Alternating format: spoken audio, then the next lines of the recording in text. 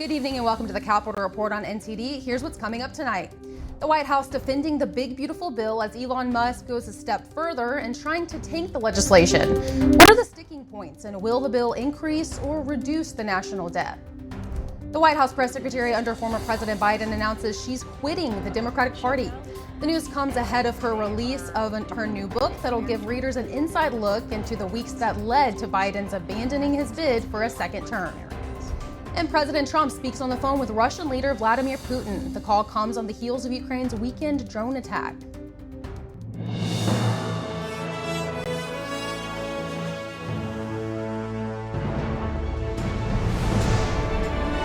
This is Capitol Report, live from our global headquarters in our nation's capital.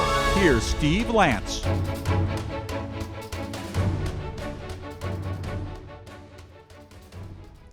I'm Melina Weiskup in for Steve Lance tonight. The Congressional Budget Office now says the big, beautiful bill would add over $2 trillion to the national debt. Elon Musk also intensifying his criticism. But the White House refuting such claims, insists the agenda will cut spending and reduce the deficit.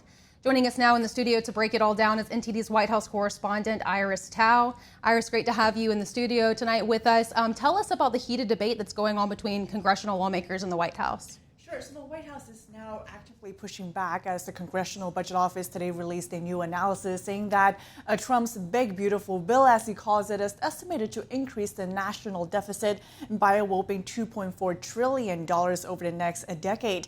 And Elon Musk, who's also been critical of the bill for the past few days and week, today ramped up his attacks on X, saying that voters should call their lawmakers and their representatives to help them, quote, kill the bill.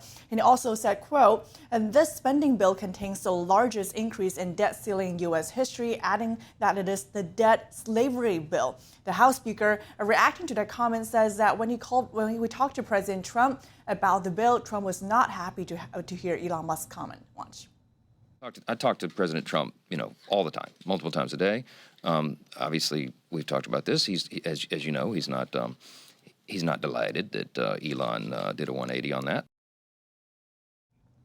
So the big, beautiful bill, which is a really key centerpiece of President Trump's legislative agenda so far, basically contains a few major elements. One's going to boost spending for the Defense Department as well as for the border security part, but it's also going to slash spending on, for example, Medicaid as well as food stamps and climate-related programs. Most importantly, it's going to really extend Trump's 2017 tax cuts, which the White House is calling the biggest tax cuts for Americans in history. And now the White House, refuting the Congressional Budget Office as well as Elon Musk's comments, says that the CBO's estimate is missing a key point, which is that it does not take into account the fact that Trump's tax cuts will and should be extended. It's based on the assumption, which they call false, that Trump's tax cuts will not be extended and will expire. And the White House further adds that this bill will also spur economic growth, would also help actually offset that deficit increase. And here's what the OMB director says today. Watch. Not only does it give a fair shake to economic growth, but it fundamentally misreads the economic consequences of not extending current law tax relief. I mean, the degree to which we would have a recession or worse if the tax relief is not extended is something that they just fundamentally do not factor into their analysis. The White House is also citing the CBO's own estimate, saying that tariff revenue from President Trump's current policy will actually bring in $2.8 trillion over the next decade, which they say that even if the estimate that is going to increase the deficit is true, it's going to offset that by about $500 billion over the next 10 years, meaning the deficit will be slashed in a net count.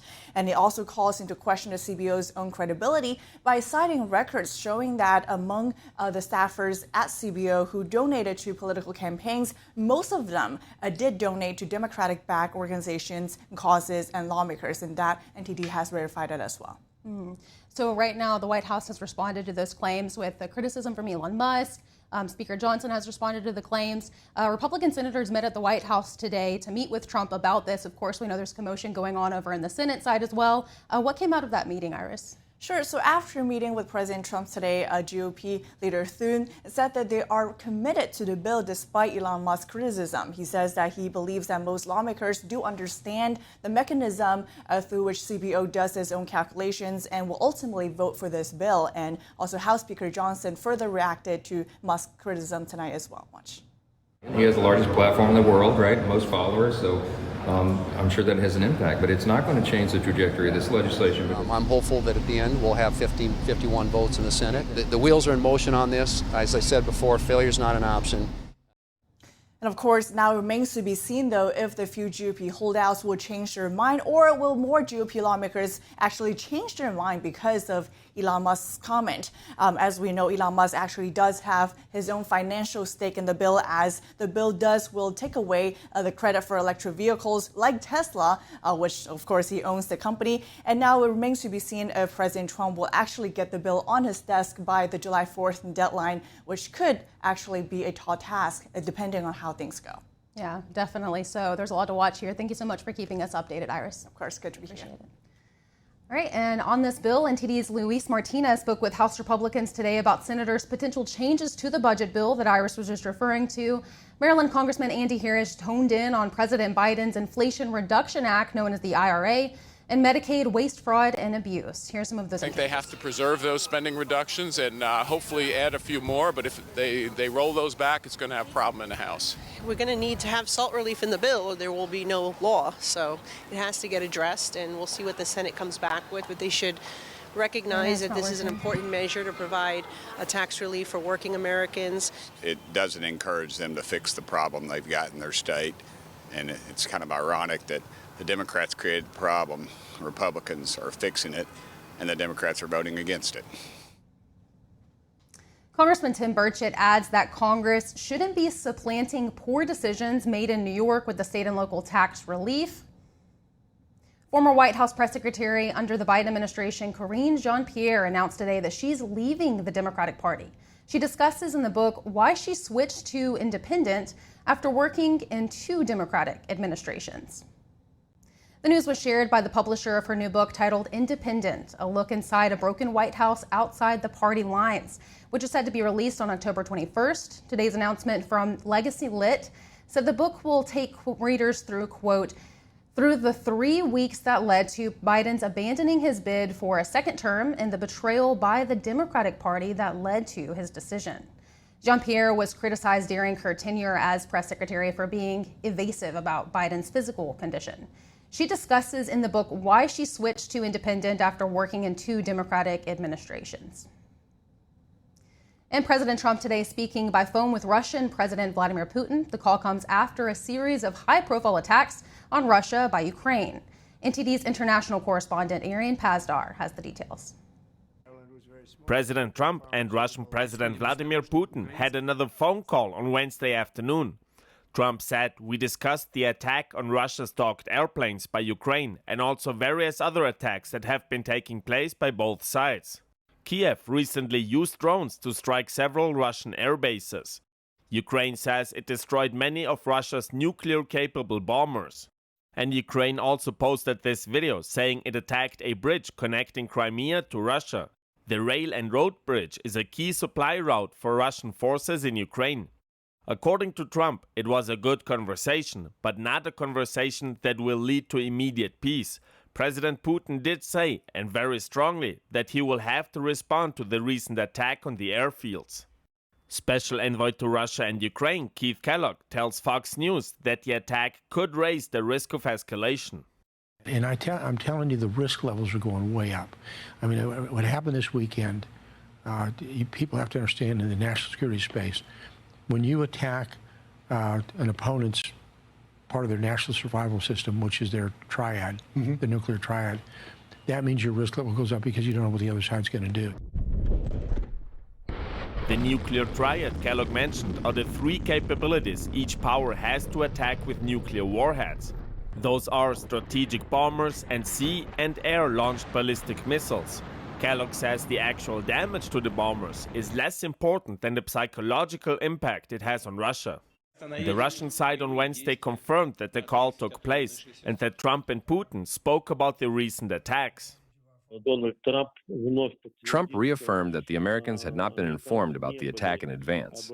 Naturally, the leaders agreed to continue contacts on the Ukrainian issue, including at the highest level. Russia on Wednesday also suggested that it's not interested in ceasefires or meetings with Ukraine at the moment. Ukraine has suggested talks since the start of the conflict, but was mostly turned down by Russia. Arian Pasdar, NTD News.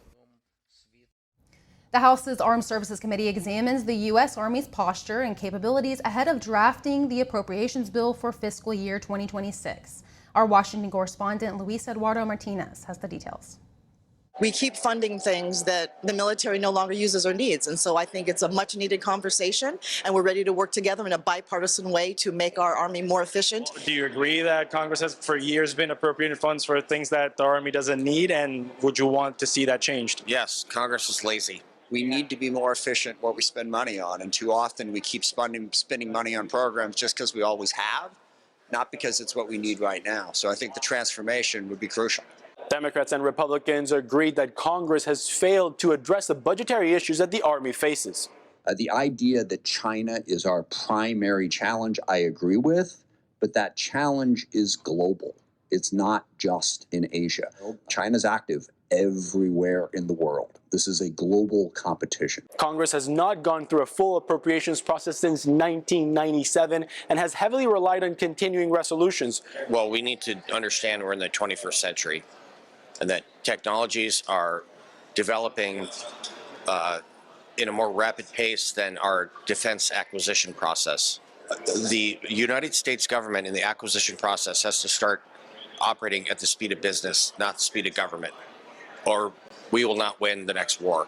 The Army's transformation initiative, directed by Secretary of Defense Pete Hegseth, seeks to eliminate obsolete programs from the Army's budget, like the Apache helicopter, the Humvees, and the M10 Booker tank. I mean, this is always a tricky balance, right? And I tell folks, it's not just about the top line spending, it's how is that money being deployed? And I will always come back and focus on the people wearing the uniform, their families, and making sure that we're taking care of their quality of life.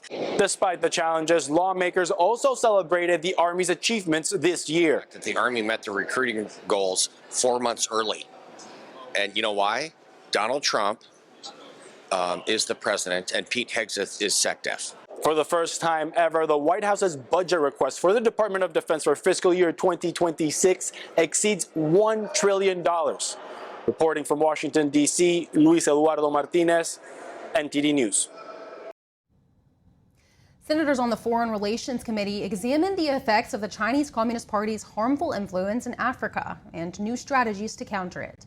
NTD's Washington correspondent Jack Bradley has the details. China is exercising its military, economic, and political power and advancing its authoritarian agenda, all while undermining the sovereignty of African nations. The U.S. is changing its strategy in Africa to better counter China's harmful influence in the region. This means the U.S. will now shift from prioritizing humanitarian aid to investment and trade partnerships. The Chinese Communist Party's interest in the region has been driven by control of critical minerals to undercut the nationwide markets and other forms of market dominance that deprives the region. Take fishing, for instance. That is the protein for the people. But when you see these Chinese trawlers coming in and utterly destroying the fishing grounds, then suddenly doing a beeline 60 miles offshore, meet a buy boat, offload all the fish, come back to port and say, oh, we didn't catch anything again today. The amount of food available for the Africans is much more expensive in much less supply. The CCP has gained influence in Africa over the past couple decades by expanding its Belt and Road Initiative. This is a series of infrastructure projects like dams and ports, but they also double as military installations and surveillance centers. Unfortunately, China expands its Belt and Road Initiative with surveillance, wired buildings, and infrastructure, debt-level leveraged aid. Many times, these projects end up costing the host country too much that it can't pay back the Chinese regime and become indebted to them. China's debt trap financing, which is often opaque, often accelerates corruption, typically does not serve the interests of the people or even the nations of Africa. When all's said and done, many of these projects even end up failing. When a Chinese tailings dam collapsed and they dumped something like 40 million gallons of sulfuric acid into the Kafue River, just potentially destroying the livelihoods of 6 million people. And the CCP is using its diplomatic power in Africa to prevent Taiwan from having any connection with them. In April, Somalia banned Taiwanese passport holders from entering the country, preventing the Taiwanese foreign minister from visiting the region. That when they harass Taiwan like that, they would be putting in jeopardy or calling into question their relationship with us. Going forward, the U.S. is aiming to make up for lost time to build economic relations with African nations and give them an alternative to the CCP. Reporting by Jack Bradley, NTD News. And coming up next, freedom of religion, a right many Americans can easily take for granted, guides one second-generation American on her journey to fight for human rights. And authorities arrest a 32-year-old man alleged to have played a hand in a recent bombing outside a Palm Springs fertility clinic. More on that after the break.